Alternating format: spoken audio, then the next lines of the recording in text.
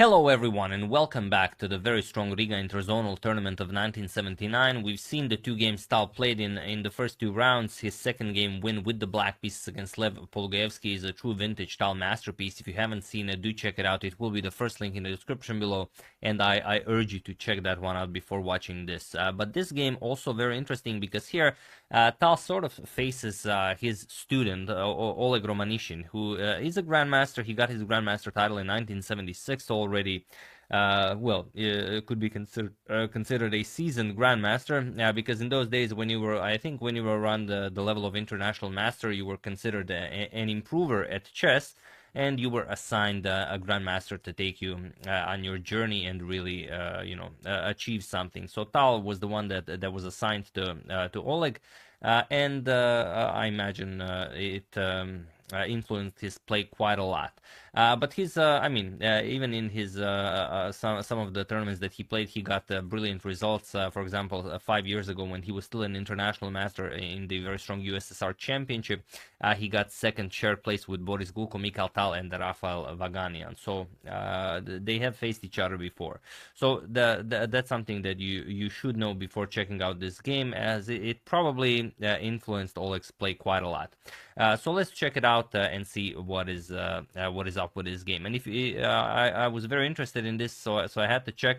Oleg Romanishin is still alive. He's 71 years old, and he's still an active chess player. Like even last year, he played the Reykjavik Open, and he got a very nice result. I think in 2021 and 2020, he played even more tournaments. In 2022, I've only found one tournament. So incredible, but yeah, still an active chess player. I didn't find any games from 2023, but you know the year is still young.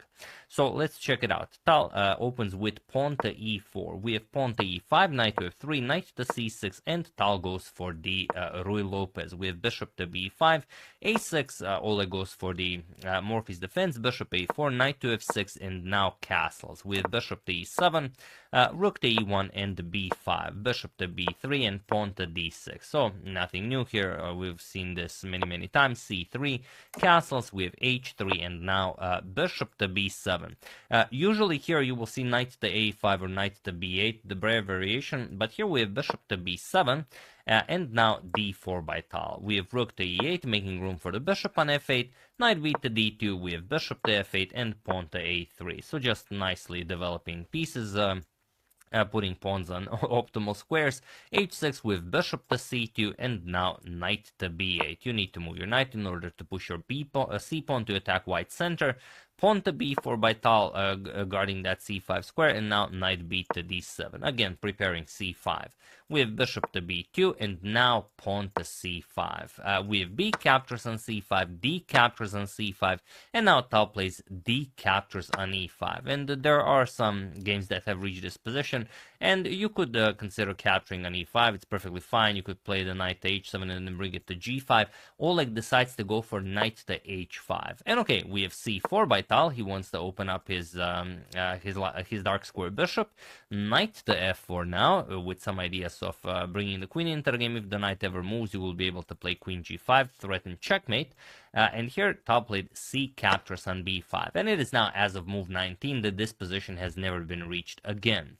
So okay, Oleg recaptures, a captures on b5, and Tal plays a4. He wants to trade here, trade off the rooks, and then continue his play on the king side and in the center.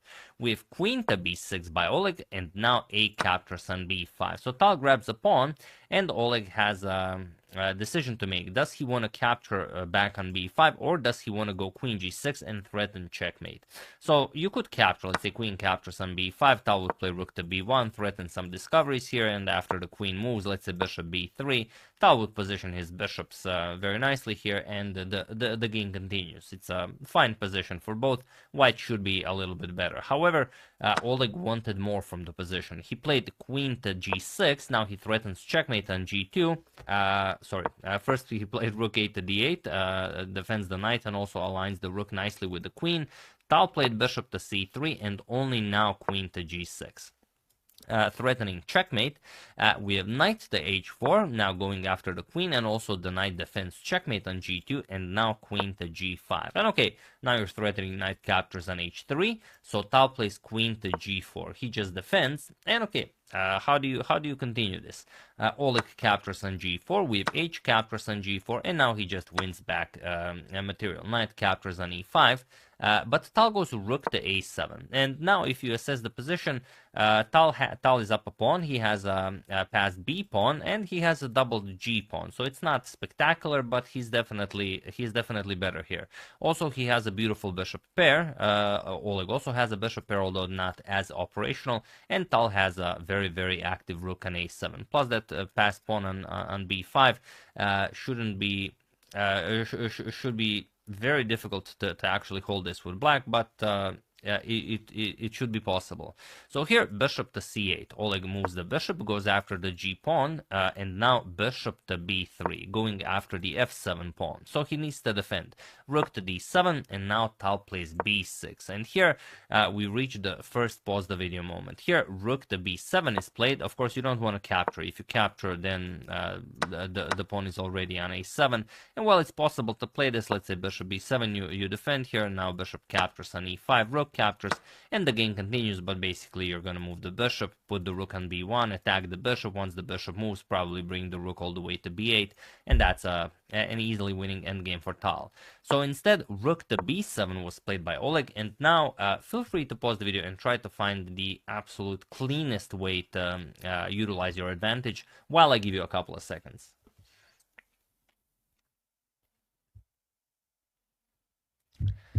So for those of you who were able to do it, congratulations on solving this very nice endgame trickery. And for those of you who just want to enjoy the show, it is bishop captures on e5, and it's all pretty much forced, so you don't really have a lot of choice here. Rook captures on e5, and now knight to c4. You could also kick away the knight from f4 first with g3, but you don't have to do it. Knight to c4 attacks the rook, and now the problem is if the rook goes all the way back, you will play knight to f5, and now the knight is coming to d6, and that's pretty much it. So instead, rook to e7 was played, but now knight to d6, attacking the rook and the bishop. So rook captures on a7, b captures on a7, and the rook captures on a7. The problem is you have to decide what to give. The bishop here is hanging, and also a8 queen is coming. So you have to stop one of those threats, and bringing a queen into the game is a much greater threat. So here rook captures on a7, and knight captures on c8. And now Tal is up a full piece, but Oleg thought that maybe he could win it back. He played rook to c7.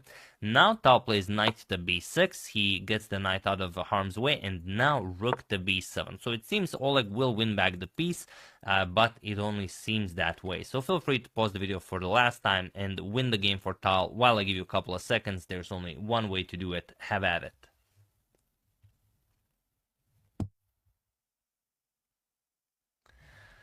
So for those of you who were able to do it, congratulations on always finding the most precise maneuver in the endgame. And for those of you who just want to enjoy the show, it is rook to b1. So congratulations to everyone who found this. The point is now, if black captures the knight, you will play bishop captures on f7 with check, which usually isn't a great idea, giving two pieces for the rook. But remember, you were up a piece. So now after king captures and rook captures, you're going to be up the exchange, up a pawn, and easily winning. You have a rook for a bishop.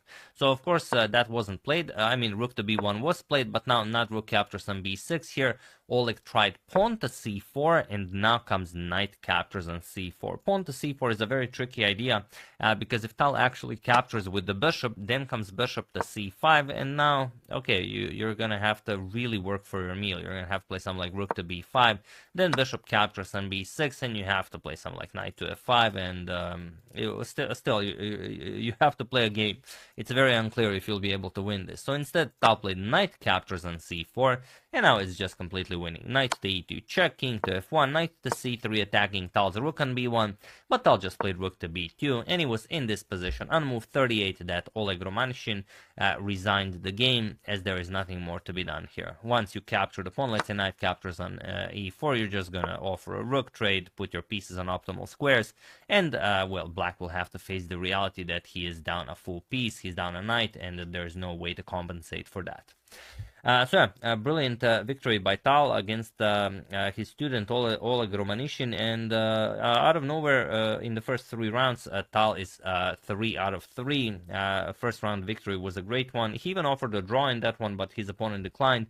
Then, like I said, if you haven't seen his second game round victory against Lev Polugaevsky, first link in the description below. It's, I mean, absolute masterclass of how to properly attack with black. Do check it out, and yeah, we'll see what happens in the rest of the tournament. Tal is definitely having one of the best tournaments of his life. Once again, I hope you enjoyed it. I would like to thank London System, Kave Halikmadi, Marco Steele, Stefan Connell, and Ravishing Reptiles YouTube for your contribution to my channel. Thank you a lot. I really appreciate it. As usual, you can check 2 of my previous videos here. Thank you all for watching, and I will see you soon, continuing to check upon your wonderful suggestions and whatever else happens in the chess world. So thank you all. I will see you soon, and have an excellent rest of your day. And I just remembered Ravishing Reptiles asked me via email what is up with the fat bird on my channel here. It's actually a tribute to one of the former top contributors to the channel who was involved with a Square Enix project. He was working on a Final Fantasy game, Final Fantasy 15. I don't know if you know it, and that's why I thought as a tribute I'd put a chocobo there. And this is a type of chocobo, a fat chocobo, one of the nicest birds I like from Final Fantasy 7. I don't know, maybe it's they have them in other Final Fantasies. I know a fat chocobo from Final Fantasy 7, so that's why there's a bird there, in case you were wondering. So yeah, thank you all.